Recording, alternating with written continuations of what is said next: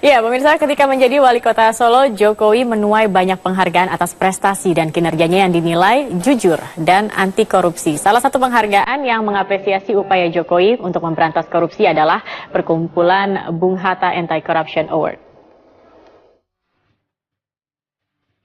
Prestasi dan kinerja calon presiden nomor urut 2 sudah tidak diragukan. Berbagai macam penghargaan diraih Joko Widodo, baik ketika masih menjadi wali kota atau menjadi gubernur Jakarta. Pada tahun 2010 ketika masih menjabat sebagai wali kota Solo, Jokowi pernah mendapat penghargaan dari komunitas Bung Hatta Anti-Corruption Award. Penghargaan tersebut diberikan kepada tokoh yang berjuang melawan praktek-praktek korupsi. Sejak awal menjadi wali kota, Jokowi berusaha menekan adanya praktek korupsi pada birokrasinya. Jokowi berupaya memperbaiki, mengubah, dan membenahi sistem. Contohnya saja layanan publik pembuatan KTP, yang sebelumnya memakan waktu 3-6 hari, menjadi 1 jam dalam pembuatannya. Jokowi juga memudahkan perizinan usaha yang sebelumnya memakan waktu hampir 1 tahun, kini dapat dibuat dalam waktu 1 minggu. Di bidang kesehatan, Jokowi meluncurkan program pemeliharaan kesehatan masyarakat Solo, yaitu asuransi bagi keluarga miskin. Jokowi memberikan bantuan untuk 43.000 siswa pada bidang pendidikan. Dan dalam bidang tata kota, Jokowi berhasil menata lebih dari 5.000 pedagang kaki lima tanpa unjuk rasa. Upaya-upaya Jokowi yang mempersempit celah korupsi membuat anggaran daerah menjadi tepat sasaran dan efisien. Pendapatan asli daerah yang semula 7 miliar naik menjadi 12 miliar pada tahun 2008. Menurut Dewan Juri, Betty Alis Jahbana, kriteria yang ditentukan pada kandidat Bung Hatta Anti-Corruption Award melibatkan faktor integritas, tindakan nyata, dan membangun sistem layanan publik terbuka. Dan Jokowi memenuhi seluruh kriteria tersebut. Di bawah kepemimpinannya, kota Solo mengalami perubahan yang pesat. Dengan semboyan Solo The Spirit of Java, ia mampu memberikan pelayanan yang baik. Tim Liputan, Metro TV. Ya, berbagai penghargaan telah diraih Joko Widodo saat menjabat wali kota Solo. Di antaranya tadi adalah Bung Hatta Anti-Corruption Award diraih Jokowi karena kesuksesannya membangun birokrasi yang transparan dan juga bersih di Solo. Dan telah hadir di studio untuk berdiskusi dengan kita sore hari ini sudah ada Mas Ade Irawan, koordinator ICW, dan juga ada Mbak Natalia Subagio. Ini adalah juri Bung Hatta Anti-Corruption Watch. Corruption Award. Selamat sore. Selamat sore. Oke, Mbak Natalia dulu, saya mau ke Mbak Natalia. Kita kalau melihat tadi ada sedikit ulasan apa saja yang sudah dilakukan Jokowi dalam membangun Solo. Tapi apa sih sebenarnya menjadi fokus kriteria penilaian Bung Hatta ini? Ya, fokusnya adalah integritas, Mbak. Jadi seseorang yang patut untuk menerima penghargaan ini adalah seseorang yang mempunyai integritas. Nah, banyak orang sekarang tidak mengerti itu integritas apa. Secara sederhana, integritas itu adalah ucap dan laku itu sama, konsisten. Tidak koruptif, tidak korupsi, bebas dari suap. Dan juga tidak menyalahgunaan kekuasaan. Itu nilai-nilai diri, tetapi yang lebih penting lagi bahwa tidak cukup hanya bersih sendiri, harus membangun, menciptakan sistem yang menjunjung tinggi nilai-nilai tersebut, nilai-nilai integritas, transparansi, akuntabilitas itu. Dan oleh karena dua kriteria itu dipenuhi oleh Jokowi pada tahun 2010 ketika beliau menjadi wali kota Solo, penghargaan itu diberikan kepadanya. Oke, tapi kalau melihat tadi kita dengarkan banyak sekali program-program yang Jokowi buat saat menjabat sebagai wali kota. Di antaranya tadi berhasil menata PKL dan juga bisa memberikan retribusi dengan biaya yang cukup rendah seperti itu. Program apa yang paling menarik bagi Bung Hatta Anti-Corruption Award ini sehingga ini program-program ini yang paling efektif dan itu menjadikannya menjadi... Sebetulnya penilaian itu tidak berdasarkan program per se, tetapi lebih berdasarkan nilai-nilai sifat kepribadian Jokowi sebagai seseorang, yaitu karena Bung Hatta ini bukan Bung Hatta Anti-Corruption Award bukan penghargaan untuk reformasi birokrasi, bukan, tetapi penghargaan untuk seseorang yang mempunyai integritas, menjunjung tinggi nilai-nilai yang dia percayai, yaitu nilai-nilai kebersihan, dan itulah nilai-nilai itu yang dia pengejawantahannya, realisasinya itu melalui program-programnya.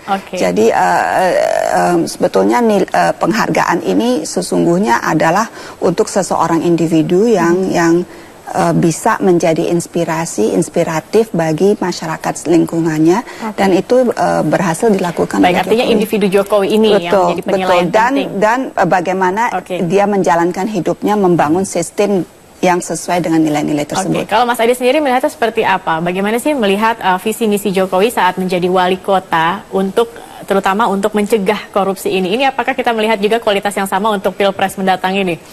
Pertama, kalau dikaitkan dengan jabatan beliau ketika di Solo maupun di Jakarta, ini tergambar dengan jelas bahwa apa yang dilakukan cukup baik. Ini dibuktikan dari beberapa riset yang dilakukan, termasuk yang dibuat oleh KPK. Solo menjadi salah satu daerah yang dianggap memiliki integritas yang baik. Dan saya kira memang kuncinya di mana-mana adalah di kepemimpinan. Ketika pemimpinnya korup, birokrasinya juga akan korup dan daerahnya akan korup. Sebaliknya, ketika pemimpinnya bersih, punya integritas, daerah tersebut akan baik, termasuk birokrasinya akan baik, begitu.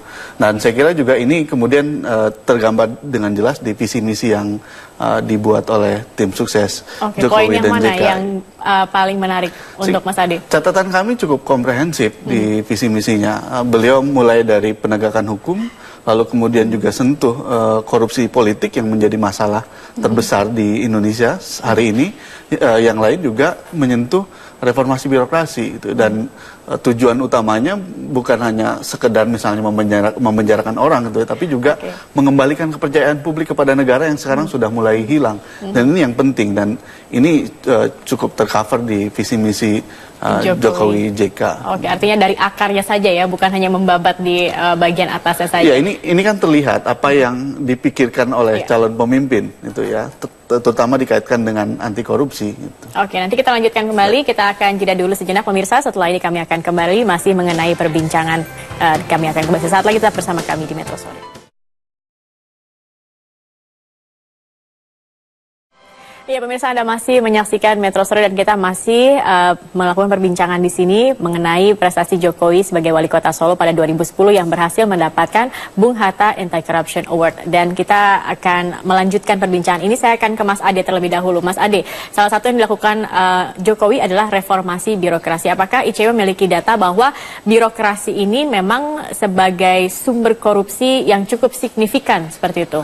Sebenarnya secara keseluruhan ya? Iya, secara umum sih birokrasi adalah implementer dari keputusan-keputusan koruptif yang dibuat oleh atasannya. Ini yang penting, makanya ketika saya katakan tadi atasannya korup, birokrasi biasanya akan korup. Dia akan jadi mesin yang sangat rakus itu untuk termasuk kemudian memeras rakyat agar mendapatkan rente, termasuk untuk sharing dengan atasannya. Tapi ketika atasannya baik gitu ya, dia akan jadi mesin untuk melayani rakyat. Kami riset di beberapa daerah itu, ketika kepala daerahnya bagus, birokrasi pasti akan menggunakan segala daya dan kekuatannya untuk melayani rakyat. Tapi ketika kepala daerahnya buruk, birokrasi akan menggunakan segala dan upaya untuk melayani si penguasa. Begitu. Nah, saya kira Solo maupun Jakarta ketika dipimpin oleh Pak Jokowi diarahkan untuk kepentingan rakyat. Kami interaksi banyak di Jakarta. Pertama kali ketika Pak Jokowi dan Ahok terpilih, yang dilakukan adalah itu tadi, perbaikan di birokrasi, walaupun memang ya ini kan butuh waktu yang lama. Ini bicara soal mental, apalagi rekrutmennya yang buruk, sehingga ya birokrasinya bukan untuk kepentingan rakyat tapi kepentingan penguasa. Tapi kalau berbicara angka, seberapa besar sih angka korupsi yang diakibatkan oleh birokrasi ini secara keseluruhan yang didapat oleh ICW? Ya, dugaan korupsi ini. Karena kalau korupsinya adalah uang negara dan memang objek korupsi adalah uang negara, pasti harus lewat birokrasi. Implementornya kan di birokrasi. Walaupun ada yang langsung masuk ke kantong birokrasi, ada juga yang sudah masuk ke kantong di politisi, itu termasuk kepala daerah. Begitu. Jadi birokrasi ini menjadi faktor penentu, dan sekali lagi birokrasi tergantung atasan. Dan untuk masa depan ini birokrasi yang kita perlukan adalah birokrasi yang bersih dan melayani. Sudah tidak lagi zamannya untuk suatu birokrasi yang menekankan kekuasaan. Selama ini birokrasi kita menekankan kekuasaan. Nah, ini sekarang sudah tidak lagi zamannya, dan oleh karena itu reformasi birokrasi menjadi salah satu rencana kerja Jokowi yang amat penting, dan karena dari situlah sumber penyalahgunaan kekuasaan, penyalahgunaan wewenang, dan itu yang harus dicegah. Misalkan pemerintah barusan sudah memiliki undang-undang ASN, aparatur sipil negara. Nah, banyak langkah yang digariskan dalam undang-undang itu sebetulnya sudah dijalankan oleh Jokowi dalam menjalankan kepemerintahan di DKI dan maupun di Solo. Jadi memang untuk masa ke depan kita memerlukan birokrasi yang sifatnya melayani, yang bisa mengangkat kehidupan masyarakatnya supaya mereka bisa lebih efektif. Oke, terakhir Mbak Natali, kalau kita melihat tadi kan ada penilaian untuk Jokowi, tapi kalau dari Mbak Natali sendiri, kualitas apa sih kira-kira yang dimiliki Jokowi menurut Mbak Natali untuk maju sebagai presiden nanti untuk bisa mencegah korupsi? Satu, dia integritasnya nomor satu. Kedua, saya melihat bahwa orangnya terbuka, partisipatif. Karena zaman sekarang, zaman akan datang, kita memerlukan pemimpin yang lebih terbuka, mau mendengar suara rakyat, keinginan rakyat, partisipatif, membuka diri, dan juga siap untuk menjadi akuntabel. Jadi siap untuk dikritik, diterima masukan dari masyarakat. Jadi transparansi dia dalam menjalankan atau merancang program-program kerja, keterbukaan dalam implementasi, dan juga siap untuk dimonitor, dievaluasi oleh masyarakat. Oke, baik. Kalau Mas Ade sendiri, kita melihat sekarang ini banyak sekali isu kebocoran anggaran dan segalanya. Bagaimana Mas Ade melihat Mas Jokowi ini memiliki program apa yang menurut Mas Ade dinilai paling efektif, dan sistem seperti apa sih untuk yang paling baik untuk mencegah korupsi sebenarnya? Iya, kalau dilihat dari visi misinya, beliau pertama memulai dari pembenahan hukum. Ini yang paling penting ya? Ya, pembenahan aparat hukum itu terutama soal politisasi pengangkatan kepala polisi maupun jaksa. Dan yang penting juga adalah koordinasi dan supervisi antara KPK, kepolisian dan kejaksaan supaya aparat penegak hukum ini berjamaah untuk melawan korupsi, bukan saling menegasikan. Ini hal yang penting. Yang lain juga yang dimasukkan dalam visi anti korupsinya adalah reformasi birokrasi, gitu ya. Dan ini bukan hanya bicara di pusat, tapi juga bicara di daerah, karena dua-duanya sangat penting. Dan saya kira untuk reformasi birokrasi tinggal melanjutkan apa yang sudah ada, gitu ya, yang sekarang mulai dibangun itu ya.